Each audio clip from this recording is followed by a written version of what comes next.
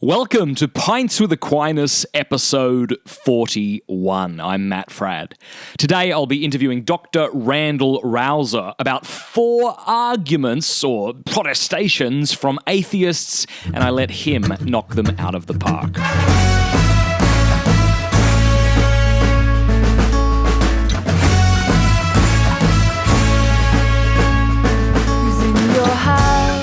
Thanks for joining us at Pints with Aquinas. This is the show where you and I would normally pull up a bar stool next to the angelic doctor and discuss theology and philosophy. However, today, instead, we're going to be joined by theologian Dr. Randal Rauser.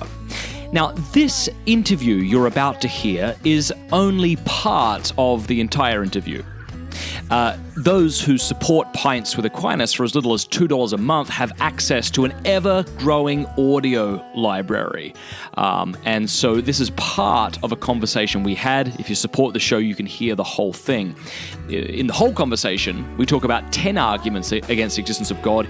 In today's episode, you're going to hear 4, but don't worry, it's more than just a tease. You'll get a lot out of the show.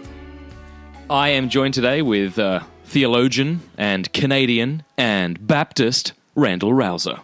G'day, Randal. Woohoo! Good to be with you, Matt. Thanks very much. It's good to have you with us. I've admired your work from afar. I often go back and listen to things, talks of yours, interviews you've done more than once. I keep getting a lot out of them, and I'm excited to introduce you to our audience today. Well, I'm happy for the opportunity. Tell us a bit about yourself, for those who don't know you. Well, you kind of stole my thunder by saying I'm a Canadian and a Baptist. Mm-hmm. I'm also married and a theologian. I teach at an evangelical school where I've been for 15 years. I've published about 10 books now in areas of Christian worldview, apologetics, and theology. And I just love talking on those same topics. My latest book just came out, is a debate and dialogue with an atheist, which I think we need a lot more of in our day, where there's kind of less heated dialogue. There's more open conversation. That's what we were going after in that book. So, I'm looking forward to what we're going to do. Yeah, there tends to be, people do tend to fall in line with what they see and what's sort of in the air. For example, back in the 80s and 90s, I think there was a lot of hostility between Protestants and Catholics, and it was almost like the whole atheist thing caught us by surprise, and we realized, oh wait, we should stop bickering about these things a little bit and realize that there's a much larger, foe at the door, if you will. But then I even noticed a lot of kind of hostility between, theists and atheists. Of course, everyone's noticed that since the God delusion. But I think that you are one of the first people to kind of try and, at least on a bigger scale, to try and change that conversation. And I think just like we've seen hostility between Protestants and Catholics, I think we're beginning, I hope we're beginning to see more of a, good dialogue and a friendly dialogue between atheists and theists. Not sure what you think. Sometimes it still feels like you could be a voice crying in the wilderness.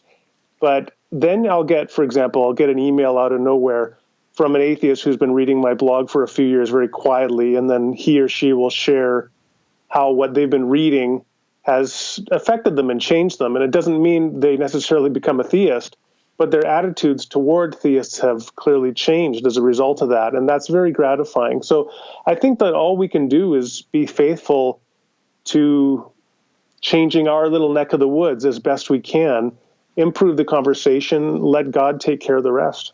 Tell us about this book you just put out, because this is an example of an atheist and a Christian who have different worldviews, strongly disagree with each other on matters they find important, and yet are able to do it in a civil way. They don't fall into the pitfall of just being nasty, and they don't fall into the pitfall of sort of brushing aside those areas of difference that are actually, significant. It's a great book. I enjoyed it. Would you tell us a bit about that? I want people to get it. Sure.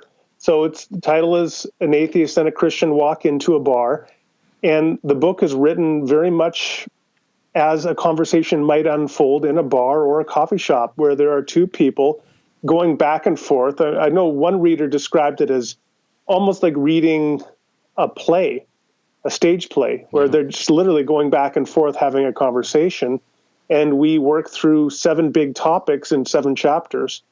And we really try to make a point of using some bad jokes along the way to keep it light. Because I think often when people get into disagreements, they don't handle it well. They get defensive, they get aggressive, they speak louder and faster.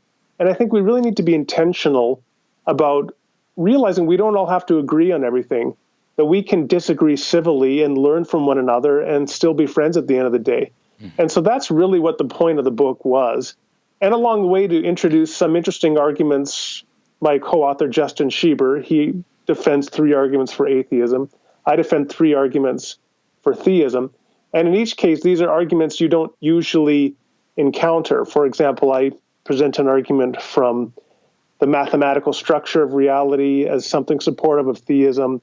Justin points out the problem of religious disagreement as evidence against theism. And so we have arguments like these, we flesh them out.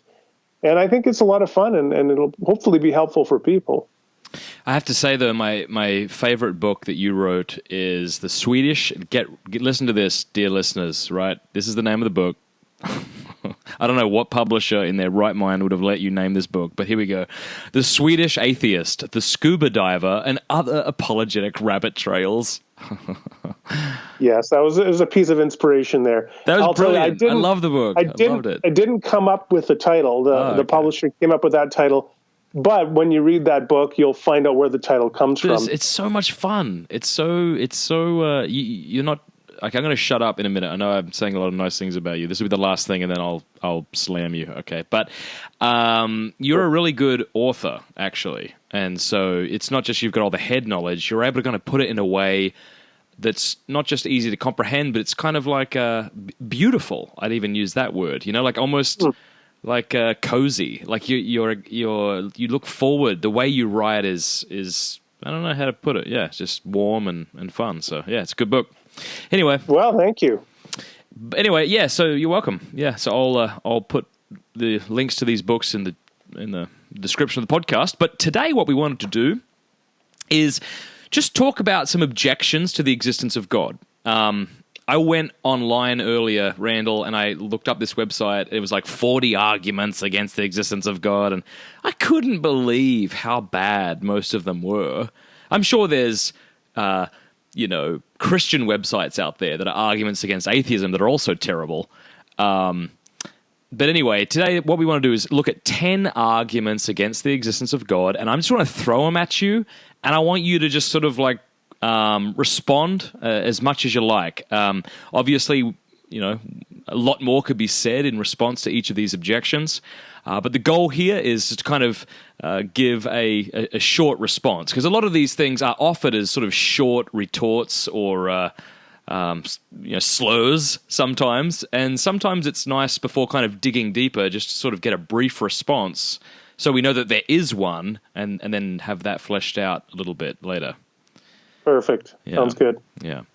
All right, so let's do this. First of all, God is basic. It's just, look, it's stupid. It's stupid in that it's like Santa Claus for adults. We all recognize, when you're a kid, you like the idea of Santa. It made you happy, gave you something to look forward to. And this is sort of where Christians are at. They're afraid of life, probably. Maybe not all of them, but maybe it's certainly afraid of death. And yeah, who the hell doesn't like the idea of a theme park up in the clouds? I'd like that, says the atheist, but it's just sort of childish. Right. Yeah, that's a very common one today. You'll find God being compared, like you said, to Santa Claus, so to fairies, to leprechauns, to invisible pink unicorns, to flying spaghetti monsters, to all sorts of things. And I think in all these different comparisons, there are somewhat of a different focus in them.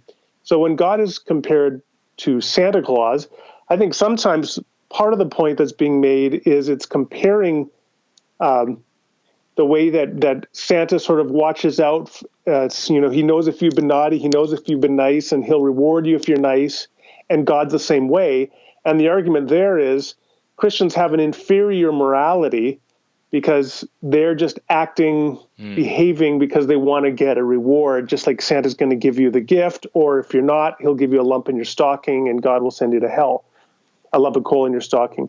And on that point, I would just say, there are some people who treat belief in God somewhat like that they're going to believe because they want to get some treasure in heaven. And I think that does deserve critique. I mean, that's a really wrong way to think about it.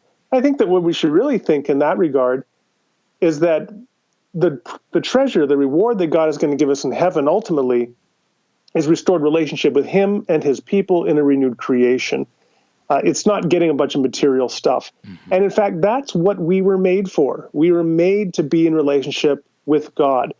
Elton John had a great song many years ago called Skyline Pigeon, where he talks about a pigeon that's locked up in a cage and just longs to be set free so it can fly. And I think that's what the Christian gospel offers us. Very different from Santa Claus. Now, one other thing I think that's relevant here is I think people often compare God to Santa Claus because, well, children grow up and they grow out of Santa Claus and they realize you don't need Santa Claus to explain the world anymore. You can just appeal to your parents giving you the gifts and so on. And the idea is that when people grow up, they likewise leave belief in God behind.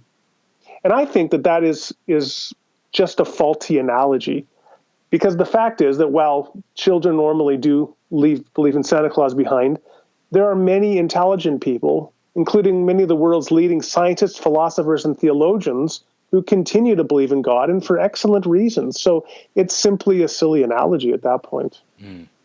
I've heard you say elsewhere, Randal, that it's very easy to isolate one part of any sort of discipline and make it look absurd. For example, you want to talk about that?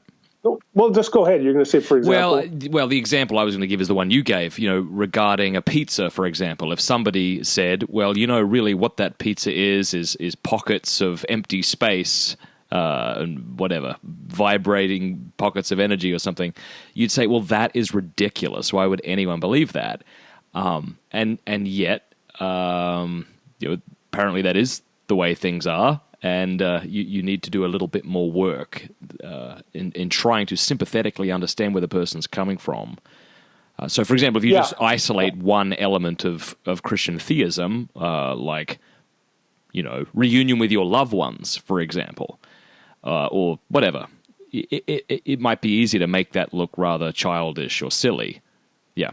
Or certainly belief, let's say, in the Trinity. So this idea that the one God is three distinct and divine persons, and furthermore, that the second person, God the Son, took on a human nature and became the man Jesus.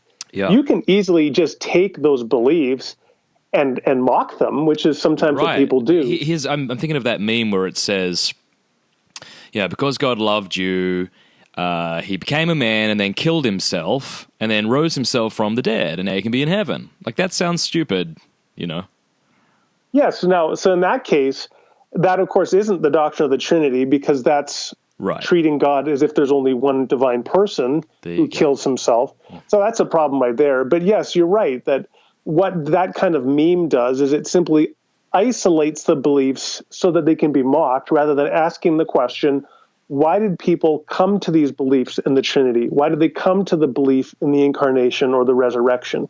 And you have to invest the time to come to understand that, because otherwise, you can do that with anything. Like you gave the example of what the physicist defines a pizza to be, which is largely empty space and vibrating packets of energy that are colorless and odorless. And yet that is, according to physics, what the pizza is composed of.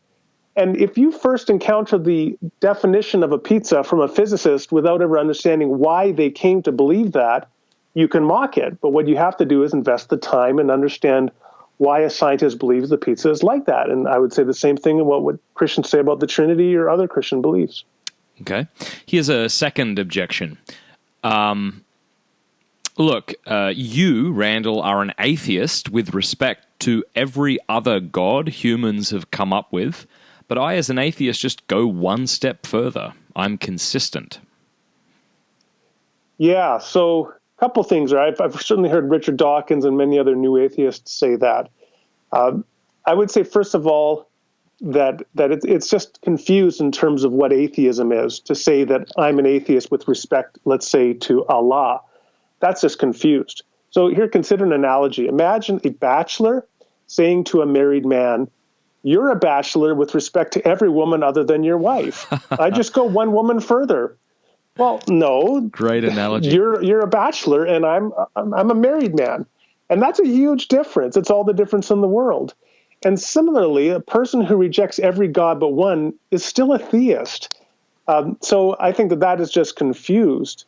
Mm-hmm. Now, the point as well, I think, is the difference between theism and atheism is really enormous, because the theist says that ultimate reality, the ground of all being, that which is unconditionally and non-dependently real, is personal. In fact, is a person, or in the Trinity, three persons. The atheist says the ultimate source of reality, whatever it is not a person. It's impersonal. And that is a huge difference. So this idea that there's really this close space between the atheist and the theist, or monotheist, is just mistaken and quite misleading. Yeah, thank you. What about this idea, and I've heard Christopher Hitchens say this, I believe, in his debate with William Lane Craig, that, look, granted, religion had its place in the past. It was our attempt to discover the truths about reality. It's the way we explained things that we couldn't make sense of. But now we have science, and so we no longer need religion. In the Summa Theologiae, before Aquinas lays out his famous 5 proofs for the existence of God, he offers only 2 objections to God's existence, which is interesting, actually, because, I'm reading his work right now. It's called De Malo, on evil. And most of the articles involve about a dozen, sometimes 20 or so, objections, which I think is just a sign of a brilliant mind right there, if you can come up with 20 decent objections to the thing you want to prove. So it's noteworthy that Aquinas would only come up with 2. Anyway, and so one of these is this idea that science has made, the God hypothesis superfluous. Right. Yeah, that's a very popular one today. I mean, I guess the one thing I want to say at the beginning is that science is amazing. Okay, and has unpacked large, vast dimensions of the world. I'll just give a very practical example. 2 years ago, the Western world was gripped with the terror of a deadly hemorrhagic fever called the Ebola virus. And I remember watching on television doctors and military personnel in hazmat suits in West Africa grabbing people that were sick off the street and forcibly restraining them and driving away in military vehicles to put them into quarantine. That's how serious it was. Thousands of people were dying from this Ebola virus. Well, just within the last 2 weeks, it has been announced that scientists have developed a vaccine for Ebola that is almost 100% effective. Wow. That's incredible. That's just amazing. And that's a gift from science. But when I look at that, I say, that's a gift from the hands of God, who gave us science. Well, scientists can discover a vaccine for Ebola, but science cannot tell you whether a life devoted to fighting deadly viruses in sub-Saharan Africa is better than a life devoted to giving breast implants to aging women in Boca Raton. Those kinds of questions are questions of meaning, purpose, and value. How are you going to live your life, and why? What is going to get you up in the morning? And no scientific hypothesis or theory is going to answer those questions. Those are questions that are religious in nature. So when people think, well, we have science now, that'll explain everything, I think really what they're often doing is expressing the view we call scientism, which is really an elevation of science to explain everything, which it was never intended to. So science has its sphere. It unpacks the natural world for us. It can develop vaccines for hemorrhagic fevers, but science is not there to tell us what meaning, purpose, and value are. And that's the sphere of religion or of Christianity. Yeah, thank you. Yeah, this idea of scientism, maybe you want to speak to this idea of it being self-refuting, it's scientism at least is a sort of philosophical axiom that one begins with, not something one arrives at after a scientific hypothesis has been validated. Yeah. Exactly. So scientism is the view that really the only legitimate knowledge is scientific knowledge. And of course, the problem there is that claim itself is not a piece of scientific knowledge. And therefore, if you accept the claim, you must reject it because it undercuts itself. It's self-referentially defeating. It's kind of like saying, everything I say is false. Well, if that's true, it's false. And if scientism is true, then it's false. You have to reject it. So it's kind of your listeners may want to play that back again to get that point. But I think it's a really important one because scientism is just self-refuting. As you said, it's a philosophical view, not a scientific one. And yet it is the view that science is the only form of knowledge. So that's self-defeating. Hey, I know you're a Baptist, but I also know that you're well-read. So have you read Ratzinger before he was Pope Benedict? Cardinal Ratzinger wrote a book called An Introduction to Christianity. Did you ever read that? Or? No, I mean, the only Ratzinger... Oh, no, I was thinking of Pope John Paul. Never mind. Yeah. So tell me more. Well, I just want to read you this quote because it goes along with what we're saying, and it's really fantastic. He says this: however vigorously one may assert that he is a pure positivist who has long left behind him supernatural temptations and weaknesses and now accepts only what is immediately certain, he'll never be free of the secret uncertainty whether positivism really has the last word.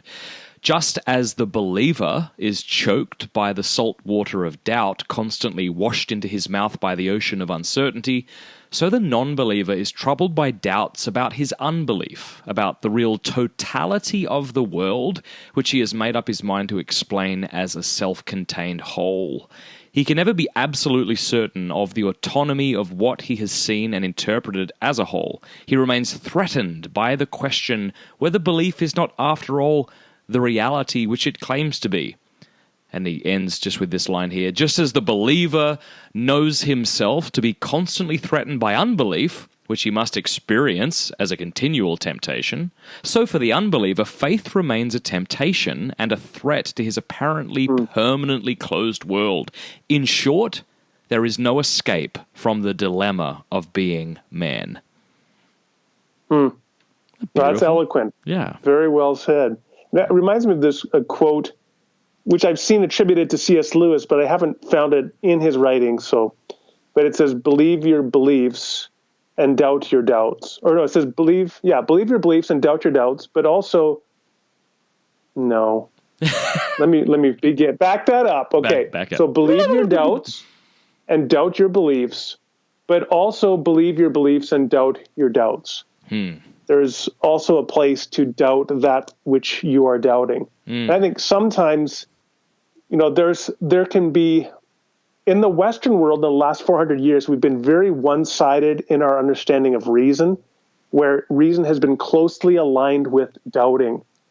And if that's all you have, then you would really have a very irrational person, because rationality is found in the proper balance between credulous belief and excessive doubt, to find the middle ground of where is it appropriate to put your faith and trust and where is it not. And that's where you want to find true reason. Yeah, that's a great point. I've heard Peter Kraft say something similar, why doesn't the skeptic be more skeptical of his skepticism? But of course, to be skeptical of one's skepticism is only to become more certain. So, yes. Nicely said. Yeah. All right. Well, let's move on to the fourth one. And this is this idea that, look, people tend to accept the beliefs of their parents. You're a Christian, Randall, probably because you were raised one. Now, this isn't always true, but it is true for a lot of people. Yes, it certainly is. So doesn't sound like much of an objection, really. The general point here, well, but see, it's not yet an objection; it's an observation, right? It has to be turned into an objection. And I assume the objection... here's the objection, that it's just culturally relative. Religion is culturally relative, okay? If you, Randall, were born in India, maybe you'd be a Buddhist or a Muslim or something else. That's really the only credibility, the only reason you think Christianity is true now is because you're raised Christian. Yeah, of course, it wouldn't follow that religion is culturally relative. What only would follow is maybe that you would, at most, you would lose your justification for accepting the religion you presently accept, but it wouldn't follow that it was all religion is relativized. But let me just push back on it. So I think the general point here then is that people adopt particular beliefs because of the social conditions in which they live. And I think, well, there's certainly a lot of truth to that, but it's also not something limited to religious beliefs. It also includes ethical beliefs, social beliefs, cultural beliefs, political beliefs. And if you live in Texas, you're more likely to have voted Trump. If you live in California, you're more likely to have voted for Hillary Clinton. And that's a demographic reality. If you were born in the 16th century, you'd be more likely to think slavery was a morally permissible economic relationship. If you're in the 21st century, less so. So this is true of all our beliefs, including atheism. It's not restricted to one set of beliefs, such as religious beliefs. So then the question is, well, would it supposedly follow then that, if we took this line of skepticism, it would follow that all our beliefs were subject to the same skepticism because they all arise and are formed in social conditions. And I think that that's just an absurd consequence. But I would even push back further, and I would point out that the person who raises that kind of objection is themselves raising the objection in part because of the social conditions in which they have been raised in and are living in. Because those kinds of skeptical ideas are popular in the universities today in the West. And so that very argument, that objection, undercuts itself because you now ought to be skeptical of it because it likewise was formed in social conditions. I think really the proper way to think about the fact that we are influenced by our social conditions is simply just to recognize that nobody has a God's eye point of view, and we should have an appropriate humility as we try to reflect on our beliefs and account for the fact that they are often formed through social pressure and conditioning. But I don't think that justifies a general skepticism about all our beliefs, and certainly not just about our religious beliefs. Thank you so much for tuning in to Pints with Aquinas this week. I want to thank everybody who is supporting the show. If you'd like to support the show and listen to the rest of this conversation as well as other interviews, go to pintswithaquinas.com and click the Patreon banner. By supporting for as little as $2 a month, you'll get different gifts, and the more you give, the more I give you back. I'm just honored by your support. If you can't afford it, that's totally fine too.